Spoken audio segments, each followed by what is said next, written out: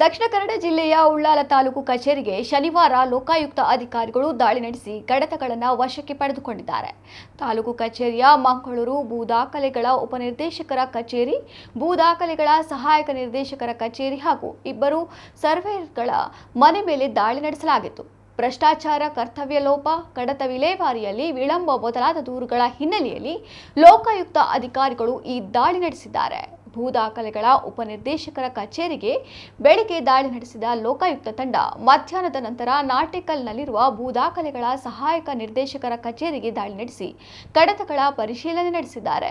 ಈ ಸಂದರ್ಭ ಸಿಕ್ಕ ಮಾಹಿತಿ ಆಧಾರದಡಿ ಲೈಸೆನ್ಸ್ ಹೊಂದಿದ ಸರ್ವೇಯರ್ ಹಾಗೂ ಸರಕಾರಿ ಸರ್ವೇಯರ್ ಕೃಷ್ಣಮೂರ್ತಿ ಎಂಬುವರ ಬಂಟ್ವಾಳದಲ್ಲಿರುವ ಮನೆಗೆ ತೆರಳಿ ತಂಡ ಪರಿಶೀಲನೆ ನಡೆಸಿದೆ. ತಡರಾತ್ರಿ 7:30 ವರೆಗೂ ತಂಡ ಪರಿಶೀಲನೆ ನಡೆಸಿ ಕೆಲ ಕಡತಗಳನ್ನು ವಶಪಡಿಸಿಕೊಂಡಿದ್ದಾರೆ.